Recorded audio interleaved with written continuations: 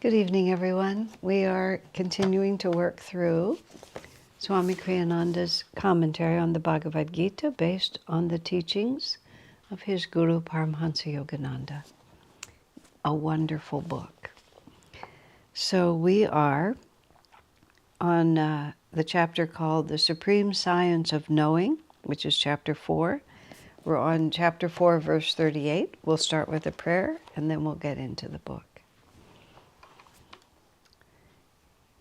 Heavenly Father, Divine Mother, Friend, Beloved God, Jesus Christ, Babaji Krishna, Lahiri Mahashaya, Swami Sri Yukteswar, Beloved Master Paramhansa Yogananda, Saints of all religions, dear friend Swami Kriyananda, humbly we bow to you all. Open our hearts and minds that we may receive the flow of thy grace.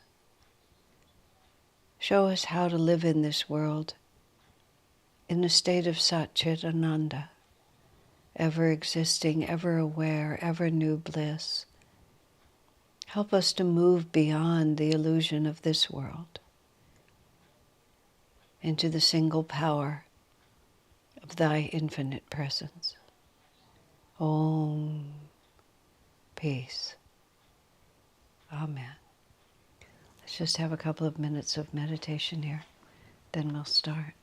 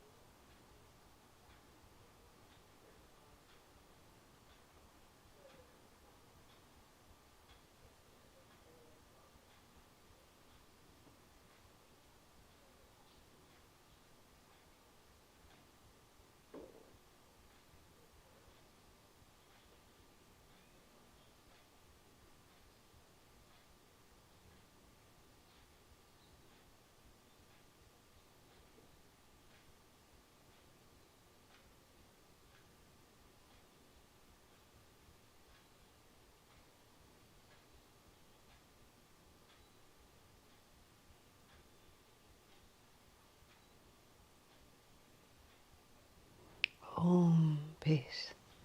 Amen. So, chapter 4, stanza number 38. Verily, there is nothing in this world so sanctifying as wisdom. I'm just thinking about that word sanctifying. That's a beautiful word. In due course of time, every devotee who is successful in his practices will realize in his own self the truth of this statement.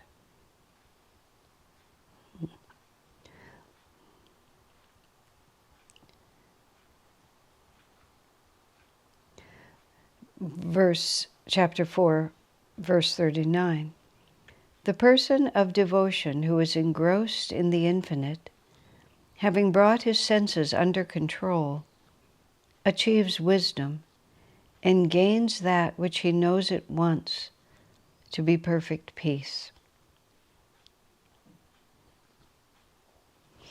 It's interesting having it. This is like at this section where the supreme science of knowing, which is the chapter, we're moving into this world.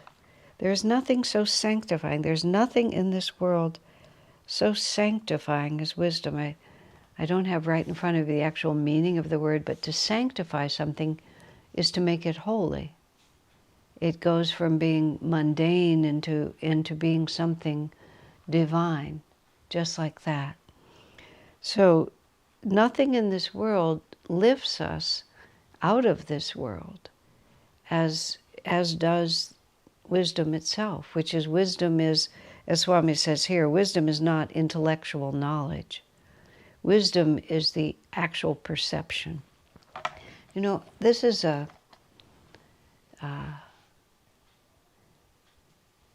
this is something that I've often talked about with Swami Kriyananda, but it's a really profound truth that I don't think I've even come close to the bottom of what it means.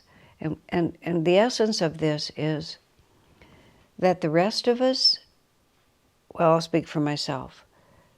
I know how I'm supposed to behave. I have sometimes a fair amount of influence over how I behave.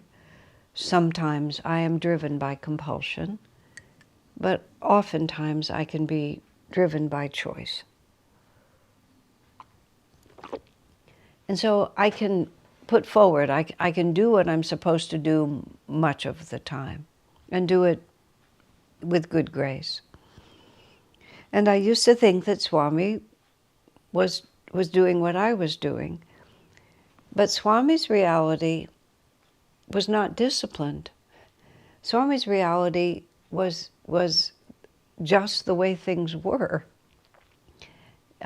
He perceived reality in such a way that no discipline was required in order to respond to it appropriately. I was thinking today about when Jesus was asked, what is the greatest commandment in all the scriptures? And that was a question from the commandments that existed before Jesus incarnated. And he said, the greatest of all is, thou shalt love the Lord thy God with all thy heart, mind, soul, and strength. And that's the greatest commandment, is to love God with everything that you are. And the second commandment is to love thy neighbor as thyself. And Jesus said, and this second commandment is the same as the first commandment. Translations vary a little bit, but that's really what he was saying, because how do I love God? I love God manifested in this world through all my brothers and sisters. They're all sentient beings, but especially through humanity. So we think, well, we have to now gather our forces together in order to love all these individual people around us. But the truth of it is, if we love God, we see the divine in all the others, and we just automatically love them. So I was talking with a friend this afternoon about the degree to which Swamiji was completely present with whoever he was with. His mind didn't wander, and he was able to just meet you wherever you were, whatever your spiritual reality was, whatever it was that you might need next in your life, and he would just naturally and spontaneously offer it. And I gradually came to understand, because he also talked to me about it, because I was so interested as to what he was really doing. And, you know, a person like myself would be able to think through how to behave and be able to behave that way. But Swami didn't think, he didn't reason, he didn't weigh and measure. It was, he totally trusted the intuition and the energy that would flow through him. And he would often respond to people in ways that were so exactly what was needed that they would comment to him later about it or comment to me about it. And it wasn't that Swami knew. It was just, he was there, he was conversing. This is what he felt to say. This is what he felt to do. And it was just, what it was there was no egoic interruption in him, I believe, to the flow of divine energy. I mean, all of us, what is this energy that we're expressing? This is Satchidananda through us. What is the life force? You know, life force is, we don't create life force. It simply flows through us. I don't know where my consciousness comes from. It just exists. And sometimes it's unnerving because it's always there. And as I've said to you on other occasions, this is not a thought I can trace very far because it would make me mentally unstable to do it. But the life force flows through us. Perception flows through us. Love flows through us. The desire to help, joy flows through us. But we set up egoic limitations to this. I like this person, I don't like that person. We impose a preconceived intellectual idea over a situation. We become afraid. We become distracted with our own worries. And Swami just could concentrate. And in many different occasions, he talked about how concentration was the secret to everything. Because when he was with someone, he could simply concentrate on that person. He didn't find his energy moving left, right, and center into all kinds of peripheral other ideas. He would just be very concentrated. He refused to do multiple things at the same time. He thought multitasking was the most terrible idea that had ever been invented, that the only way effective work is done is by absolute concentration. And then he trusted what flowed through him, because over many lifetimes and many years, he'd learned to trust it, because the egoic interruption wasn't there. He was wise. He knew himself. He knew Satchidananda. He knew his guru's presence. All of those things are sanctifying, because we don't think anymore about doing that which pulls our energy down. It's like none of us would go out and get a hammer and start pounding on our own fingers. It's just like we would know that that's a pain-inducing thing that will have bad consequences. So nobody has to discipline themselves not to do it. You just don't do it. But we think thoughts, and we say words, and we cling to desires, which are the equivalent of picking up a hammer and pounding on our fingers. But we don't know it. We're not wise enough to know it. And once we become wise enough to know that I'm not going to do that again, then it automatically, true wisdom is sanctifying. Because when we truly understand, we're not even tempted. I mean, that's one of the most comforting realities, and I tend to refer to it often especially when I'm trying to explain the Gita, because it's so helpful for me to remember, which is everything I'm not drawn to do now, it's because I understand. I understand that it will not bring me the happiness I seek. And lots of things that other people do perfectly naturally. I visited an acquaintance of mine, well, more than an acquaintance, but it was a relative, so it wasn't someone who was part of Ananda. And they had a couple of beers in their refrigerator. And of course, the vast majority of the world doesn't think anything about having beer in the refrigerator. But it unnerved me. It unnerved me that someone I knew well, whose house I would be staying in, would have a beer in the refrigerator. It's because it's not even like I'm not at all tempted. It just isn't there for me. But of course I do all kinds of things that are not good for me. I pick up the hammer and hit my fingers on a regular basis. And no amount of intellectual knowledge that that's not good for me, it doesn't sanctify me. It's not enough to sanctify me. But many things have. Many things have shifted from a mere intellectual idea to core knowledge on such a level that it's just out of the question to do it. That's all. And that gives us hope. Because if anything, any attraction can be overcome, all attractions can be overcome. And you're not giving up attractions, you're trading them in. Mahatma Gandhi, who was extremely well known for his very austere, disciplined attitude, he said, "Do not ever relinquish a pleasure until you have replaced it with a higher pleasure."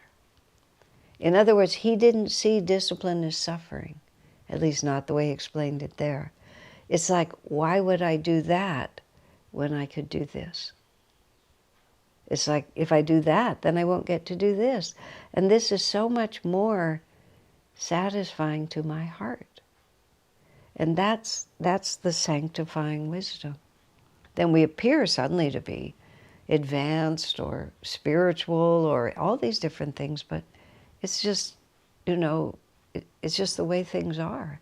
And that was what Swami was. It was his perception. So then he talks about the person of devotion who is engrossed in the infinite, having brought his senses under control, achieves wisdom. So this is the other way, this is one of the ways that we get to wisdom, is that a person of devotion who is engrossed in the infinite, having brought his senses under control. There's a beautiful sort of progression in that. And again, it's the same thing. What we're working for is not the ability to suppress. We are working for the ability to transmute our desires from that which is downward pulling to that which is upward moving. So our senses, and by this what the senses represent, is the inclination to dissipate our energy out into the material world and to be constantly in the endless fluctuations of duality, which is the material world. Everything in the material world is two-sided, and therefore we will never be able to push it far enough to have it always be the side of the duality that we prefer. It's exactly like a pendulum that swings. You can pull it all the way to one side, but as soon as you let it go, it will swing back equal and opposite the other direction. And that doesn't mean every time I'm happy I have to be miserable. What it means is every time I move outside of myself and try to get my satisfaction from some material external reality, rather than finding that joy first within myself, and then even if I participate in this world, the bliss that I'm feeling is because I am in tune with my inner nature, not because I have gotten this or I have gotten that. I remember a couple of times in my life when I was able to get some physical thing that I really wanted. I'm not much inclined toward material things. I was fortunate not to be raised with that kind of expectation. And the one time, though, that I put a new carpet into the apartment I was living in, and I had to go to a lot of trouble to get just the color I wanted, and when we finally got the carpet installed, I remember sitting in that apartment just staring at the carpet. And I liked the carpet. It looked very pretty. It was a good carpet. It wasn't like I had buyer's remorse. It was exactly what I hoped it would be. And the experience that I had of it, no surprise, we had laid the carpet, so the carpet lay there. And as I was enjoying the carpet, it gradually occurred to me that it was an inert object, that it had no living consciousness of its own. And the way it came to me is, I could love the carpet as much as I wanted to, and it would never love me back, because it was inert. And therefore, all the joy that I was generating about the carpet was entirely coming from me. The carpet was completely indifferent. It could have gone onto the rubbish heap and just been buried under a load of manure, and I mean, it would have just still been the same carpet. it didn't have a life force experience. The only life force in the room was me. And whether I was getting pleasure or not from this carpet was entirely dependent on whether or not I had that joy within myself. And it was very, very instructive. As I said, I've not been wildly inclined toward material things, but I can steadily go on the internet and find little objects that I want. It's just the way I'm constituted. But I've always remembered that. The other experience was actually my own creative work. In that case, it was a brochure, but I've held books in my hand. I've written several books, and so I've held them in my hand. You know, this enormous effort, because I've been involved in the publication of all 4 of the books, working with the designer, getting it just the way I wanted, finally having the satisfaction of holding it in my hand. And it's an inert object. And the joy that I feel in it is the joy that I gave it. And you know, I like the books that I've written, and I feel like they'll do some good. Most importantly, the book called Light Bearer, which is the last one I wrote. So I feel that, you know, I feel a satisfaction for the work that I've done. But it's just a thing. I felt actually like writing a book is like raising a child. I've never raised a child. I've written books but not raised a child. But I realized that there's a certain point where your child becomes an adult and goes off and has all these experiences that are not your experiences anymore. You may have held that child really close and everything was shared, but at a certain point that child goes off and they have a big life of their own. I realize that's what it is when you write a book. It's like lots of people I'll never meet will read these books and have experiences from these books, but they're not my experiences anymore. The experience I've had, I've given it, it's done. And it's a great satisfaction, but also it's just over. It's just done. That's what happens.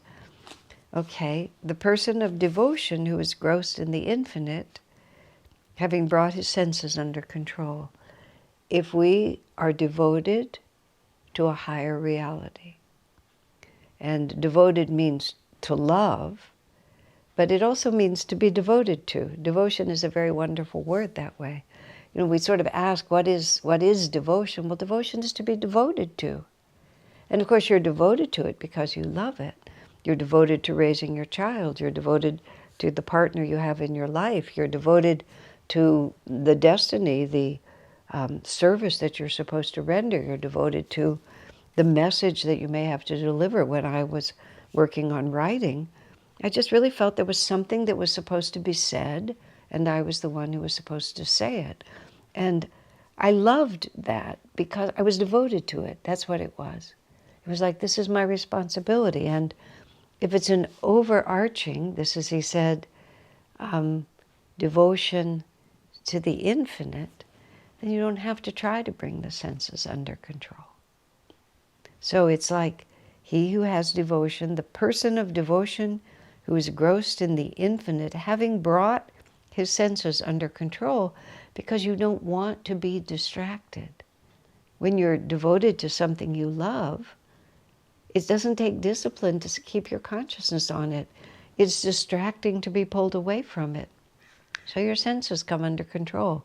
Your inclination to roam around this world looking for things to fulfill you, it goes away.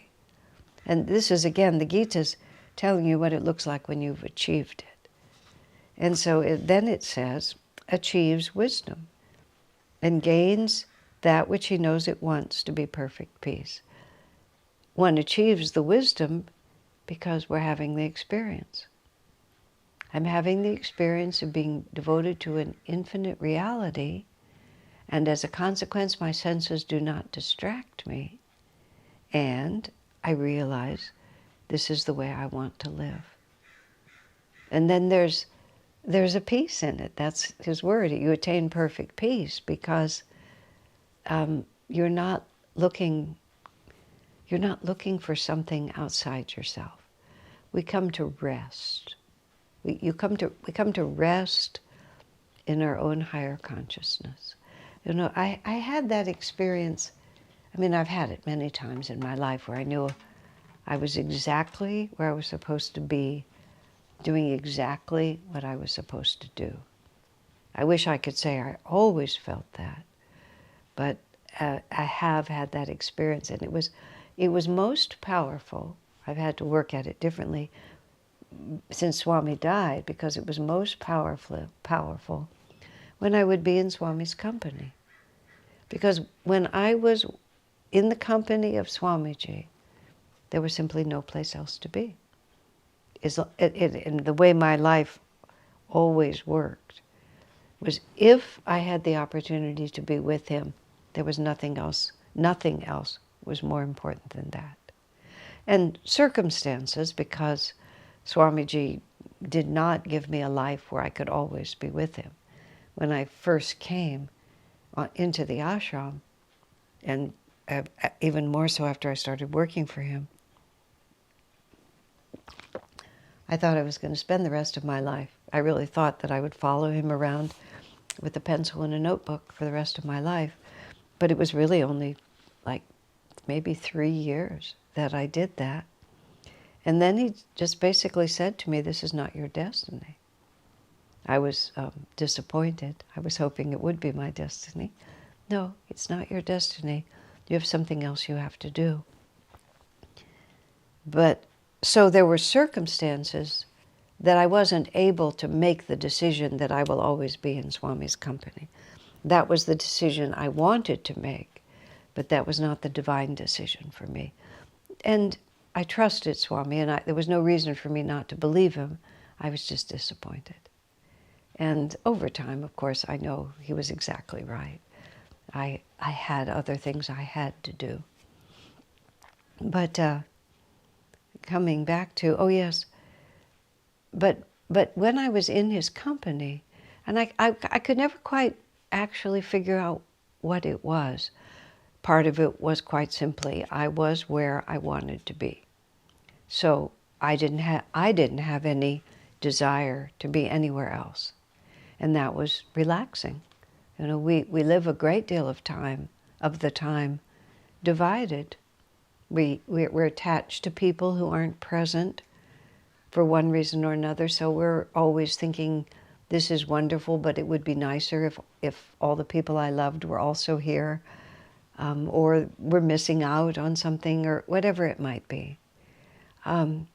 So it was partly that there was, in my little hierarchy of preferences, I was at the peak of it. But of course, the other part of it was, that was how Swami himself was. And he was in that state of peace. He had this extraordinary ability to be here now, to just be where he was, to relate to what was happening, and not to hold back. This is what I was saying earlier. There wasn't these conflicting cross currents of ego. That's actually the word. That's the word Master uses somewhere, that our karma doesn't come back to us immediately because we have conflicting cross currents of ego that are just pushing and pulling in so many different directions that energy takes a circuitous route. Instant karma is good karma. Instant karma is good karma because action, reaction. You know, I had my most favorite experience of instant karma was when I was in India in one of our early trips, and our guide wanted to show us something that he thought we would like that I didn't want to see, which was this very old Durga temple in the city of Varanasi. And there were a lot of monkeys in the city of Varanasi, and it's kind of a problem because they invade everything, and they're interesting animals, but they're not tidy, they're not real clean. And having lots of monkeys around just makes a mess. So this temple of Durga was an open-air temple, and there were a lot of monkeys there. And I didn't like the temple. I didn't want to be there. I felt like our tour guide had taken matters into his own hands. And the temple was very old, and it wasn't that well maintained. And this priest was there, and for some reason he kept wanting me to wear this flower garland, and the flower garden was a little past its best sell-by date, so it had this slight rotting aroma, which was very unpleasant to me. And he would put the garland on me, and then I would take it off and put it somewhere else, and then he would find it and bring it back to me. And I was in the mood to be very impatient about Hinduism in general, and India in particular, and this temple, all of this, all of which caused me to become very inattentive to the monkey packs that were running around. And I actually just wandered into the middle of a monkey pack, so I had the same monkey pack was on both sides of me. In other words, I had divided them, which the monkeys didn't like, and it was a very stupid thing to do. And in that moment, when I was at my worst, thinking my worst thoughts about the Durga temple, a monkey jumped on my back. Just, I don't know why, but he jumped on my back. And I grabbed the monkey. I sort of now remember doing this. I showed a courage that I wouldn't have expected of myself. I grabbed the monkey. I pulled him off my shoulders. He wasn't a very big monkey. I threw him on the ground. I yelled at him, "Get off of me, you filthy thing!" Just like that. And then he came back at me. And fortunately, I had a skirt on, because he closed his teeth over my skirt. And so then he's holding on to my skirt, and I'm still yelling at him, "Give that back to me, let go of me, let go of me." I guess I was so mad I wasn't scared. Pulling on the skirt, and he ripped a whole big hole out of my skirt like that. And by that time, the whole temple was over there, and the priests, and they were moving the monkeys and all this stuff. I mean, if that monkey had sunk his teeth into my leg, it wouldn't have been a joke. But I thought it was absolutely perfect. It was absolutely perfect. It's like I was just sitting there. My thoughts were so critical. I was being so judgmental. I was so impatient.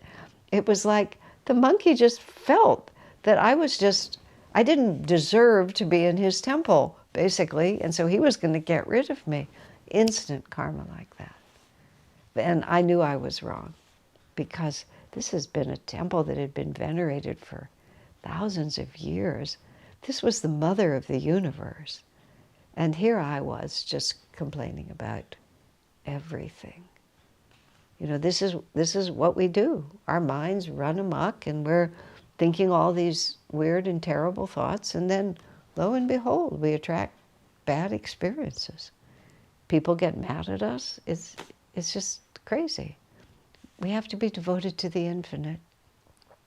We have to, in all circumstances, be doing everything we can to be attuned to a higher reality, no matter how difficult and unpleasant it might be. We don't always succeed, but spiritual growth is directional. What is the answer here? Is the answer more stuff, more restlessness, more running around? Or do we try to solve every problem by drawing ourselves inside, finding the divine energy within, and lifting it up to the infinite? This is wisdom. This is what happens to us. We become wise. We become profoundly wise. And we're just not tempted by this world anymore. The senses come under our control. We have an experience of wisdom, and then we recognize the perfect peace that comes to us. You see, the oddest thing is that we're the ones who are creating it all the time.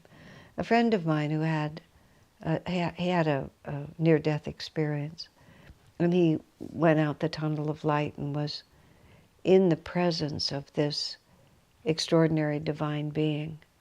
And one among the many things he said that was interesting, he said he had absolutely no desires, he said, in that moment. It was like there was nothing that was pulling him away from exactly where he was. I mean, of course, it was the power of that light being.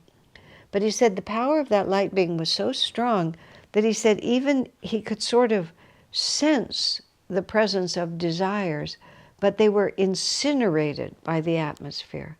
It's like restlessness couldn't arise because the magnetic field was holding him so strongly that nothing else could break through.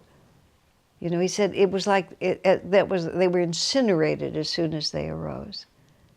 And that we become that wise. That's when we're free.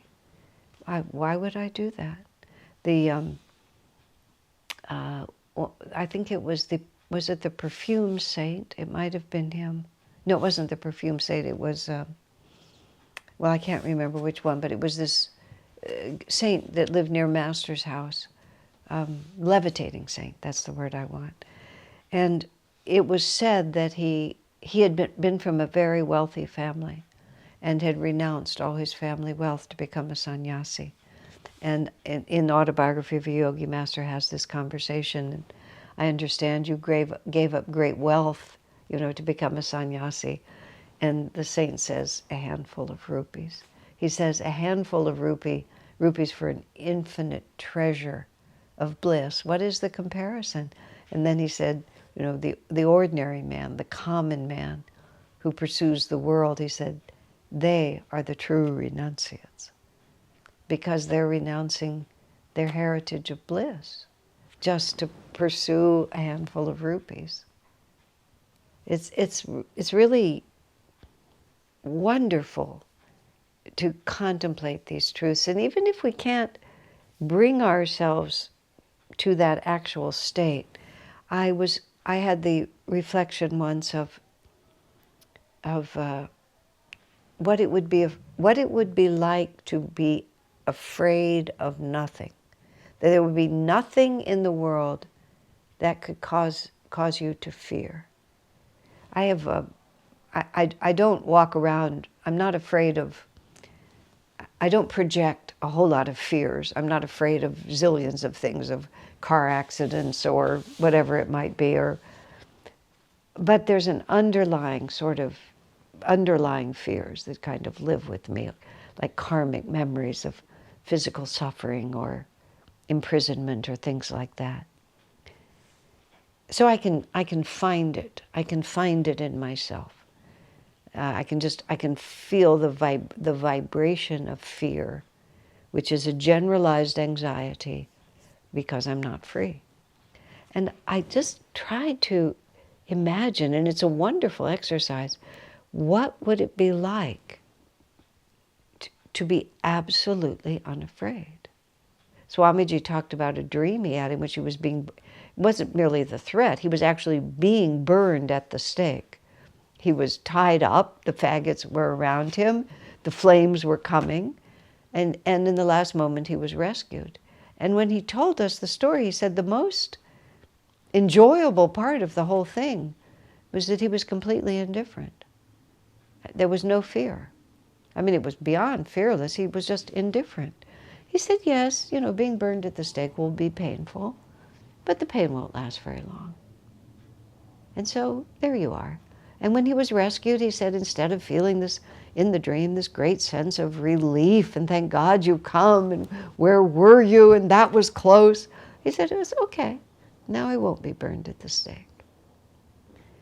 So I was thinking one day about fear in general like that, and I just tried to feel what it would be like to be completely free, and just for the briefest period of time, like literally just a few seconds, I was walking up the stairs in the apartment where I was living, and I got like most of the way up the stairs, in just like a totally different reality.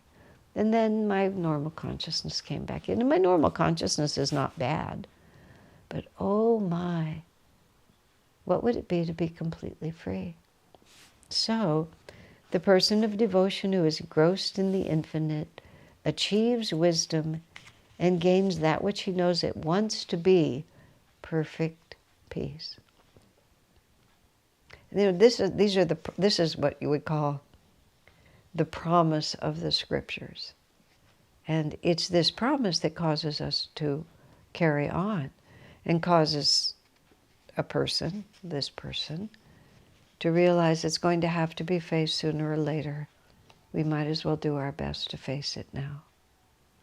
Every time I'm faced with a difficult situation, I think to myself, well, this is my karma. This karma has to be worked out. I've got it now. I certainly don't want to see it again later. So let it come now. I was talking to a friend specifically about that, and he had been through addiction, drug addiction, alcohol addiction, and actually had spent a lot of his life helping others through these things. And when I said that, he said that's what got him through addiction, is that he realized that, got him through rehab is what he actually meant, is that once you stop clouding your consciousness with substances, you're facing whatever it is that you've been running away from. And he said what got him through it was that it has to be faced sooner or later. And why live any longer just postponing it? Let's just face into it at the moment. This is wisdom. And so wise people don't hesitate. That's why the example of Jesus, when he was in the Garden of Gethsemane and the armed cohort came to arrest him, he made absolutely no effort to escape them, but stepped forward and said, "Who are you seeking? I am the one you are seeking." And that's wisdom. It has to be faced. In the story of the Ramayana, the fundamental story, King Dasaratha, who's totally devoted to all his children, but to his son Rama, and is that the right king? I can't remember. Dasaratha's the king of the father of Rama.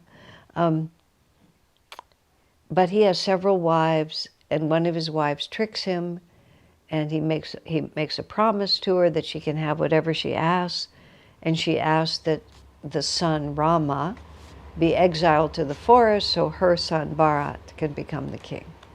So the king can't break his word, and so now Rama has to be exiled.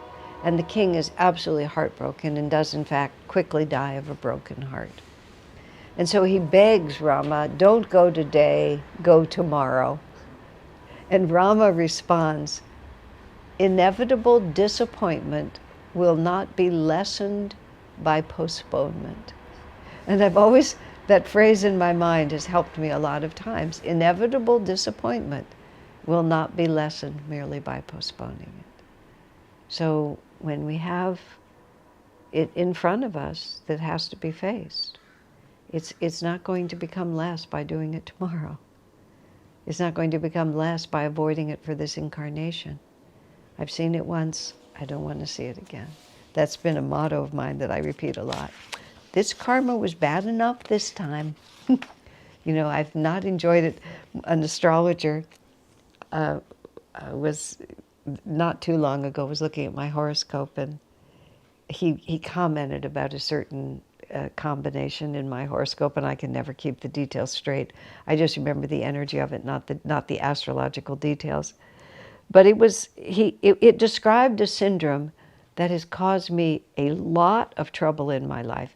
This reading was just in the last few years, and so I'd gone 70 years of life without ever having anybody exactly explain to me what I was doing, but he explained exactly to me what I was doing. The basic thing was projecting fears into the future and then becoming extremely anxious to do something about them now. Now, of course, we're just projecting them into the future. They're not even now. And then taking action now that's designed to avert something that hasn't even happened yet, it's crazy. That's the only thing I can say. And it's been super crazy making in my life. And he said to me, "This is not a good configuration to have." And then he said, "And if you don't learn to work with it a little better, you're going to get it again." And I don't think anything has ever put the fear of God in me as much as that. To be told, this made your life miserable, and you get to ruin a whole bunch of more future incarnations. And that, Boom, right on the spot. And I have not been perfect, but I changed. I have not enjoyed the karma in this lifetime. What makes me think I would enjoy it if I saw it again? So we do our best to what is this trying to teach me? What is it that I don't know? What is it that I need to face? And Lord, give me the power to do it. Let's see, there's a few other points in this one. Let me see.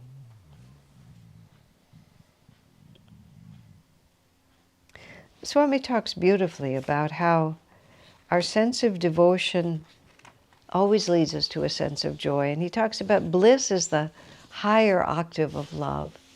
And that we should be, he said that the difficulty with love, seeking God for love, as he puts it, is that love is not only something we give, but it's also something that we long to receive.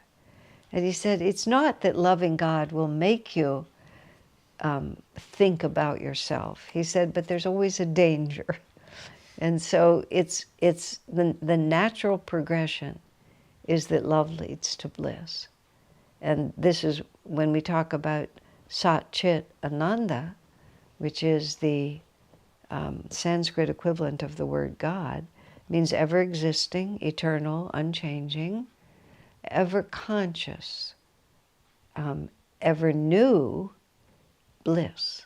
That's the word that's given. Because even when we think about love, what is it about love that attracts us so much? It's because it gives us joy, doesn't it? You know, loving is a very joyful thing. So we move into a perfect eternal state of ever new bliss. That's where our devotion leads us. So then he says, chapter 4, verse 40, the ignorant, the person who lacks devotion, the doubt-ridden, all these must perish. The man of vacillating temperament finds no happiness in this world or the next.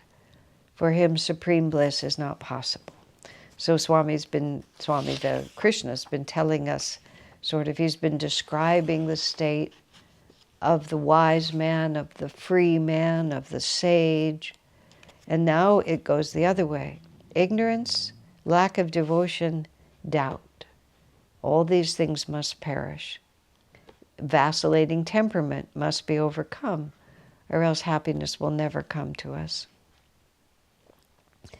Swami talks about a person who is ignorant, just simply has no curiosity. I mean, it's not a person who's eager to learn, but someone, they're not asking deeper questions. And Swami writes that there's nothing you can do to make such a person want to have deeper answers.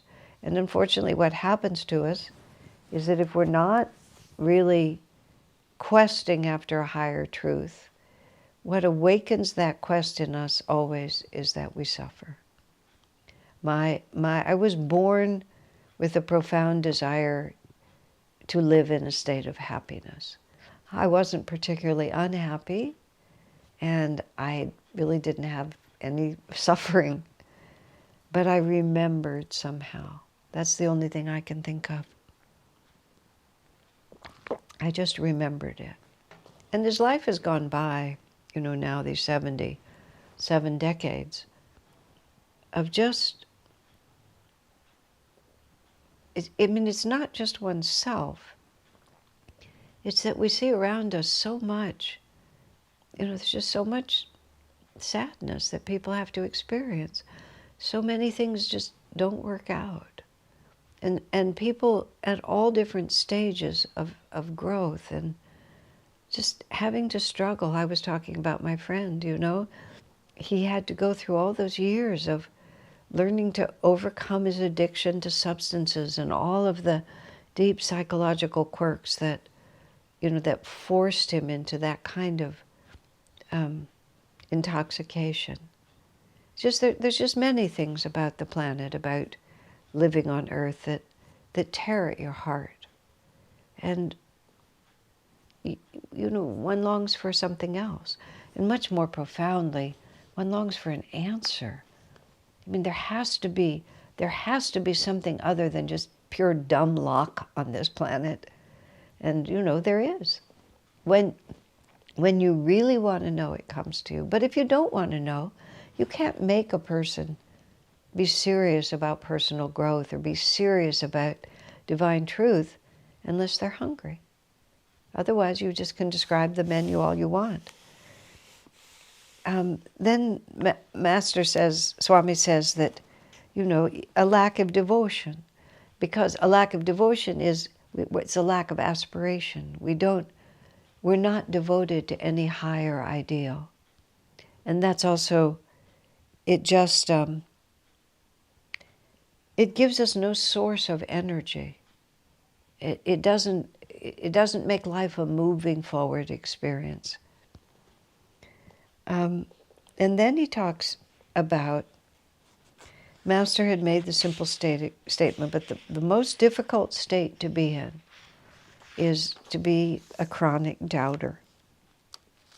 Because someone who doubts actually wants to believe. They're interested enough to want to believe. See, this is the difference that Swami is drawing. Somebody who's completely ignorant of even the idea of a higher reality doesn't doubt the higher reality. It just doesn't seem attractive to him. He's bored by it. I was always so confused growing up. I never really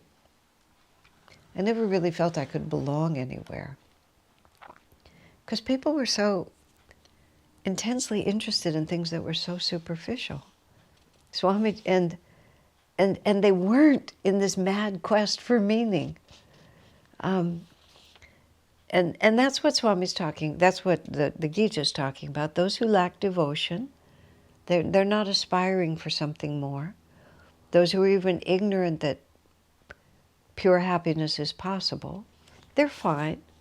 I mean, they're fine in this sense, which is they don't know what they're missing, so they don't feel this great sense of angst about not having it. They just, the way things are is fine.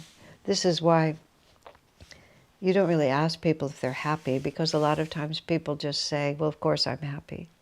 And what I have is happiness, because they're not even imagining more than that. When a woman who was attracted to these teachings, she was a student at Stanford as it was, and she was a very lovely person. She's gone on to do good things with her life, but she did not embrace Ananda, even though I hope she would. I had hoped she would.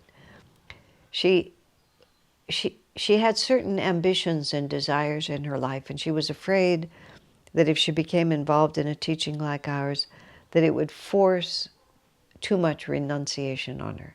She wanted to fulfill her desires. She didn't want to renounce them. So exploring that question and seeing the way that I was living, and I lacked a great many things that she wanted, home, money, children, just various things, a certain kind of career success. So she asked me if I was happy. And I'm understanding, even as I say this, what she was actually saying to me is, I didn't have anything of the things that she wanted, but was I still happy? Was it possible to be happy without those things? Because she wrongly felt that to embrace the life that I had embraced, to embrace the teachings that I had embraced, would require her to embrace the way of life. And that wasn't really true, but she wanted to know if I was happy without those things. And I answered her that, that's a reasonable question, because happiness is what I've always sought, and that's what other people seek also. But I said, most people will tell you that they're happy, because very few people want to tell you that they're miserable. And if they've devoted themselves to certain choices, marriage, raising a family, living in a certain town, having a certain career, it's very hard for them to say, no, nothing that I wanted from this has come to me. So mostly they'll tell you they're happy. But I told her that a much more important question, and I still feel this is true. I said, I've managed to live a life, and I'll claim it now, this is like 30 years later. I've lived a life that in which I have never had to compromise my ideals. Sometimes I've had to understand more subtly what it was that was important to me. But I've never had to say, oh, well, in this world we have to compromise. I've been able to follow exactly what Swami said, where there's Dharma, there's victory. And I've had both the opportunity to do it and the support to do it, and by the grace of God, the nerve to do it. So that's just the way we live. In other words, we have devotion. We aspire to a really beautiful way of living. And then if our focus is on the divine, then we can do it. Because the values of self-realization and the pure teaching of Sanatana Dharma, it works. I guess that's the only way I can say it. There's a power there that you can always, in every circumstance, being burned at the stake, being imprisoned, having everything taken away from you, nothing can really be taken away from you. And this isn't just the prerogative of yogis. This is a simple truth. This is the premise of Viktor Frankl's wonderful book, Search for Meaning. He was, at 24 years old, he was a rising star as a psychiatrist. He had everything. He had a beautiful wife, a beautiful family, the home, everything. And intellectual satisfaction, meaningful work. He was a Jew in Austria, in Vienna, when the Nazis took over the country. He was taken away, his family was taken away. Almost all his family died. He was put in a concentration camp. Everything was taken away from him. And he had the opportunity to find out, who am I? And he discovered he was his inner state of consciousness. And that they could take everything away from him, but he was still in command of his own destiny. And I mean, what circumstance? It was so dramatic in just hideous conditions.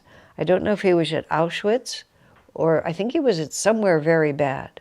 One of the very famous Ravensbrück, I don't know, one of the very bad places. He was there for some time. But he knew it. He knew it on such a deep level. Now, was it bad karma to be pushed that hard? You know, he found out that he had devotion. He found out that he had aspiration. He found out that he had wisdom. And his physical body suffered, his emotional self suffered, but he learned something that completely defined the rest of his life. So, what is good, what is bad? We wake up to a deeper reality when the comfortable reality we've carved out for ourselves is no longer so comfortable. And so, is it bad that we're then pushed to a deeper reality? There has to be an answer here. You know, what is reality? For what end was I made? This is the festival of light. Everything that I thought was light was but darkness. Who are we in reality? For what end were we made?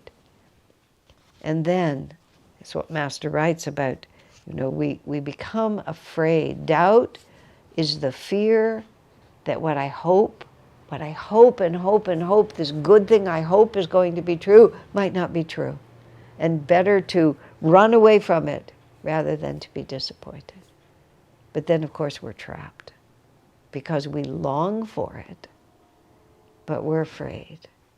And that, step by step, that has to be overcome.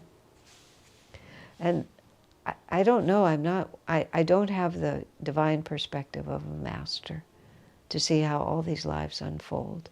But wherever we find ourselves on this spectrum, I was asked this morning, I gave an early morning satsang for our India people. Somebody asked me, why are you so happy? I don't know, whenever I talk to that particular group, I get really funny. I'm very funny, and we laugh a lot. So somebody said, why are you so happy? And I said, I'm the disciple of a great master, and I've been given the keys. I've been given the keys. I don't always use them. Sometimes I just leave them on the table. But I have them. And everything else, no matter how horrid, and a lot of things are horrid, I've had my share, everything is still wonderful. Swamiji said when he was expelled from Self-Realization Fellowship and was so distraught, 36 years old, he'd been a monk for 14 years, he had no life, he said he lay on the bed and prayed to die. But when he began to come out of it and he sang some songs for somebody, people talked about the great joy they felt from him. He said, joy? That's the last thing he was feeling. But then he said, when he really reflected on it, underneath everything, his whole life seemed to have fallen apart, but underneath there was a level of joy that nothing could touch. And I'm not sure, I think Swami's consciousness, he was talking about more than I can talk about. But no matter what happens, once we know that there is a key and there is a master who will take us to it, it's impossible.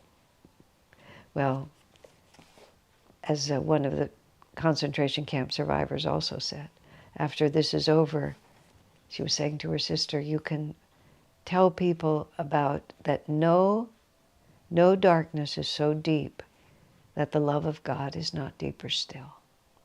And she said, and they will believe you because you've been here. I mean, that's what we're working with. No darkness is so deep that the love of God is not deeper still. You know, that's the power of wisdom that we're all seeking. God bless you, my friend.